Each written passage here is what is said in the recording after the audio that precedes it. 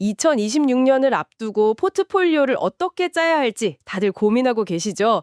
최근 5년간의 성적표를 보면요. 이게 꽤 흥미로운 점이 눈에 띄어요.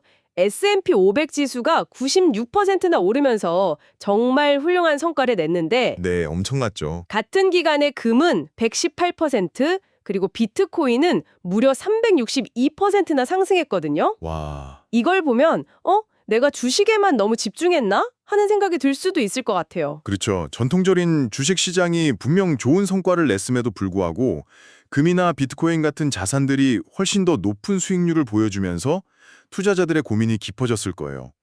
예전에는 정말 소수의 투자자들만 관심을 가졌던 자산들이었는데요. 맞아요. 이제는 무시할 수 없는 존재감을 보여주고 있으니까요. 그래서 오늘 이 시간에는 단순히 수익률 숫자만 비교하는 걸 넘어서요.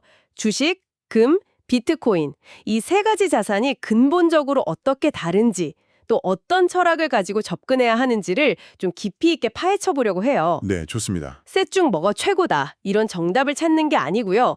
여러분의 투자 철학과 상황에 맞는 최적의 조합을 찾는데 도움이 될 만한 핵심적인 아이디어들을 나눠보겠습니다. 네, 자, 그럼 한번 제대로 탐색해볼까요? 네. 그럼 가장 친숙한 자산, 주식부터 시작해보죠. 특히 미국 우량주 500개를 모아놓은 S&P 500 지수 펀드는 역사적으로 연평균 9에서 10%의 수익률을 보여줬잖아요. 네, 그렇죠. 부를 쌓는 가장 확실한 방법 중 하나로 알려져 있고요. 맞아요.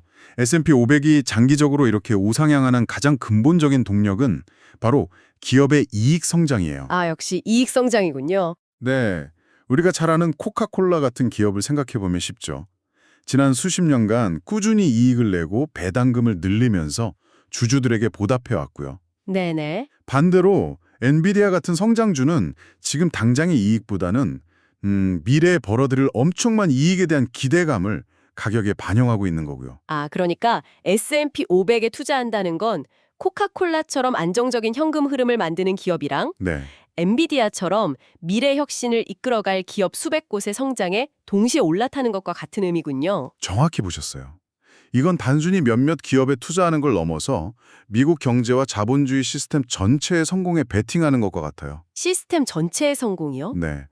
미국에서는 퇴직연금이나 성과 보상 시스템의 핵심이 주식이거든요. 그래서 기업과 직원, 투자자 모두가 주가 상승이라는 공동의 목표를 향해 움직이는 뭐랄까 거대한 선순환 구조가 만들어져 있죠. 그렇군요. 그래서 S&P 500 투자는 기업의 이익 성장과 미국 경제에 대한 믿음을 바탕으로 하는 아주 논리적이고 합리적인 선택이라고 할 수 있습니다. 네. 기업 이익이 중요하다는 건 알겠어요. 그런데 2022년처럼 중앙은행이 금리를 급격하게 올리면서 기업 실적 전망이랑 상관없이 시장 전체가 무너지는 경우도 있잖아요. 아, 네. 아주 중요한 지적이에요. S&P 500이라는 게 단순히 미국 경제에 대한 믿음만으로는 설명되지 않는 어떤 시스템적인 위험도 분명히 안고 있는 것 아닌가요? 맞습니다. 바로 그 점이 주식 투자의 본질적인 특징이자 한계이기도 하죠. S&P 500은 기존 금융 시스템 안에서 움직이는 자산이에요. 네. 그래서 경제 성장기에는 그 혜택을 온전히 누리지만 말씀하신 것처럼 금리 인상이나 금융 위기 같은 시스템 전체를 뒤흔드는 충격에는 취약할 수밖에 없어요. 모든 자산이 결국 달러라는 단일 통화 시스템과 중앙은행의 정책에 의해 좌우되는 거죠. 알겠습니다. 그러니까 주식은 금융 시스템이라는 경기장 안에서 뛰는 선수인 셈이네요. 그렇죠. 그런데 금과 비트코인은 아예 다른 경기장에서 뛰고 있는 선수들처럼 느껴져요. 하하, 네. 하나는 수천 년 된 금속이고 다른 하나는 그냥 컴퓨터 코드 덩어리인데 이들은 가치를 어떻게 만들어내는 건가요? 기업 이익 같은 게 전혀 없잖아요? 여기서부터 이야기가 정말 흥미로워져요. 오, 금과 비트코인은 말씀하신 대로 기존 금융 시스템이라는 경기장 밖에 있는 자산들이에요. 아, 경기장 밖. 네. 이들에게는 분기마다 실적을 발표해야 하는 CEO도 없고요. 분석해야 할 재무제표도 없죠. 가치는 오로지 수요와 공급의 원리에 의해서만 결정돼요. 수요와 공급이라. 그럼 그 수요는 대체 어디서 오는 건데요?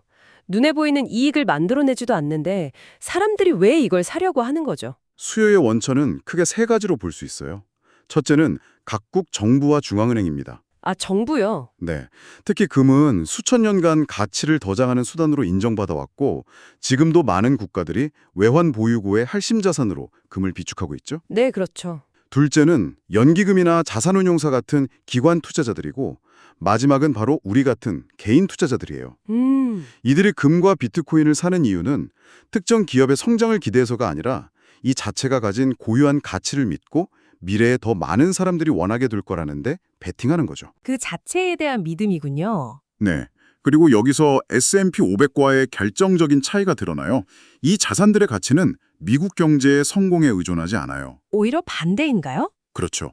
달러 시스템에 문제가 생기거나 경제가 불안정해질 때 사람들은 안전한 피난처를 찾아서 금이나 비트코인으로 몰려드는 경향이 있거든요. 일종의 금융보험 같은 역할을 하는 셈이에요. 아, 금융보험. 재밌는 표현이네요. 네, 만약 여러분의 소득, 부동산, 예금 등 모든 자산이 원화나 달러 기반 경제에 묶여 있다면 그 시스템과 독립적으로 움직이는 자산을 일부 보유하는 건 포트폴리오를 안정시키는 아주 매력적인 전략이 될 수 있어요. 아, 이제 좀 그림이 그려지네요. 주식이 시스템의 성장에 투자하는 공격수라면 금과 비트코인은 시스템이 흔들릴 때를 대비하는 골키퍼나 수비수 같은 역할이라는 거군요.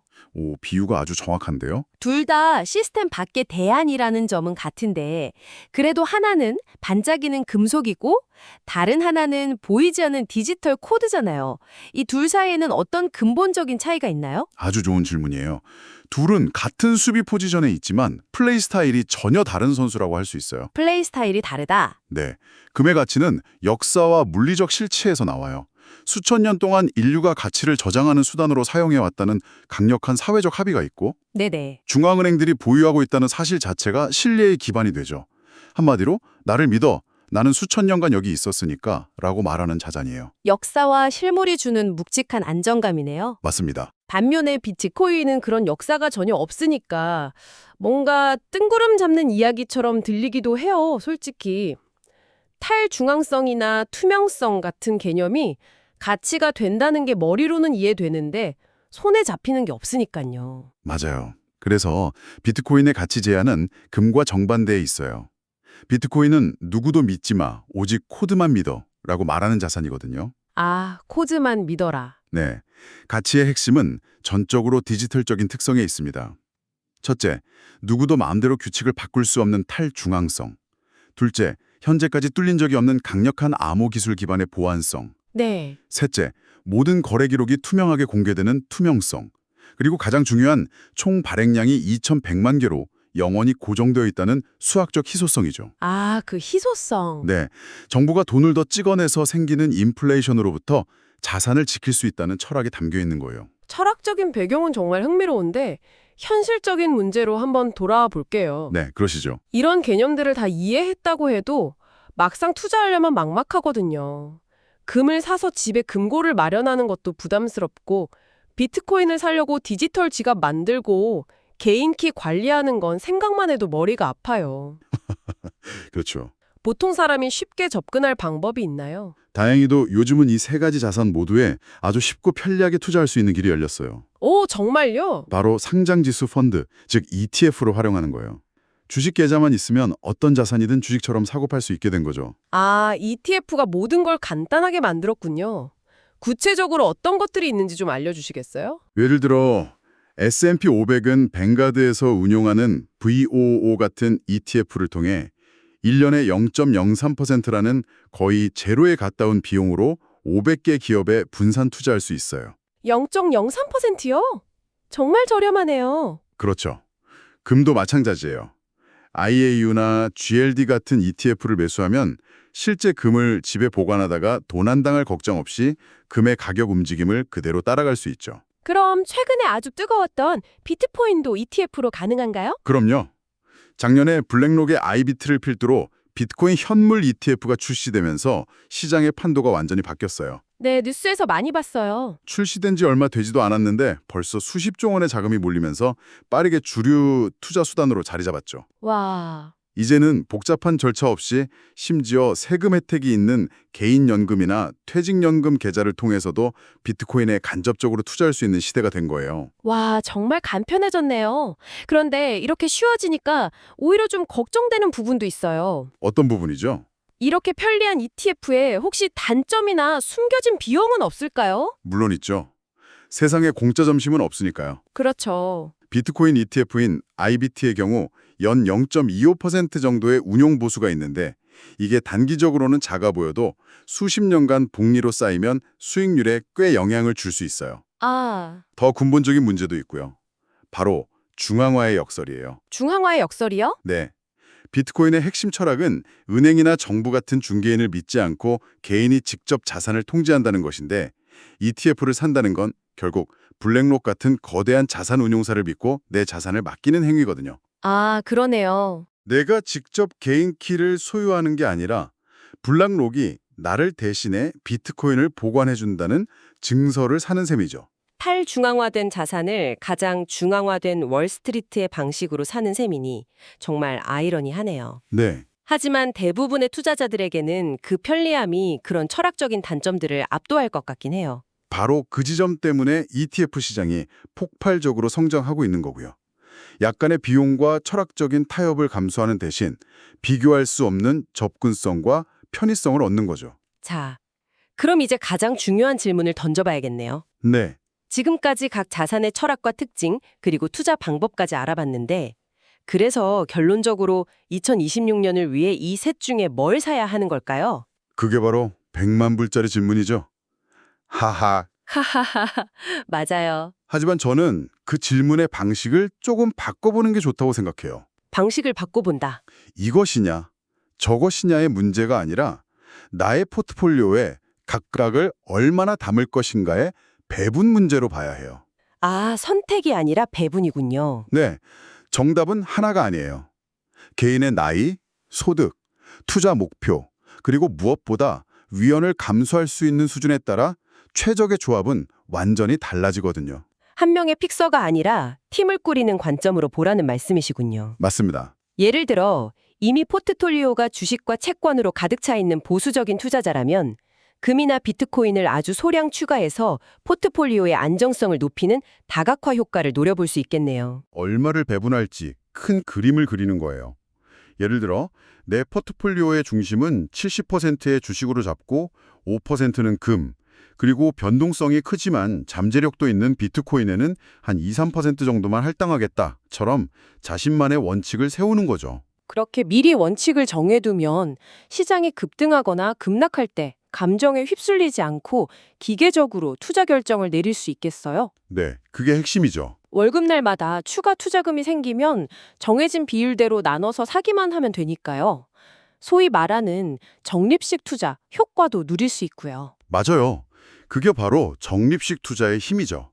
시장이 오르든 내리든 매달 정해진 금액만큼 꾸준히 사 모아서 장기적으로 평균 매입 단가를 낮추는 아주 오랜 기간 검증된 전략이에요. 네네. 포트폴리오의 핵심은 여전히 꾸준한 이익을 창출하는 주식이나 채권이 되어야 합니다.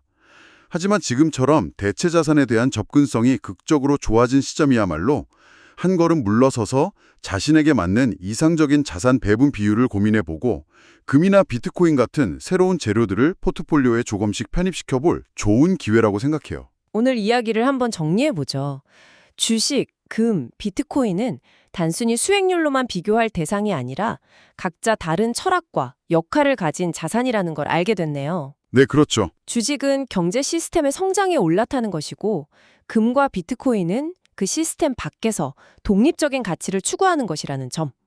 그래서 무엇을 선택할지가 아니라 어떻게 현명하게 배분할지를 고민하는 것이 핵심이라는 점을 기억하면 좋겠습니다. 그렇죠.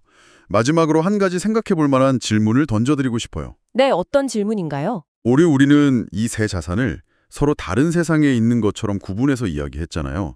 주식은 내부자, 금과 비트코인은 외부자처럼요. 네, 그랬죠. 그런데 비트코인 현물 ETF에 등장해서 보듯이 과거에는 대안이나 반항아로 여겨졌던 자산들이 점점 더 월스트리트라는 제도권 금융 시스템 안으로 깊숙이 들어오고 있어요.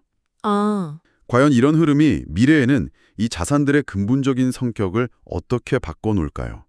한때 체제 저항적인 자산의 상징이었던 비트코인이 모든 사람의 은퇴 계좌에 편입되는 순간 과연 지금처럼 독립적인 움직임을 계속 보여줄 수 있을까요? 아니면 결국 S&P 500과 비슷하게 움직이는 또 하나의 기술주처럼 변하게 될까요? 이것이 앞으로 우리가 계속해서 지켜봐야 할 정말 흥미로운 관전 포인트가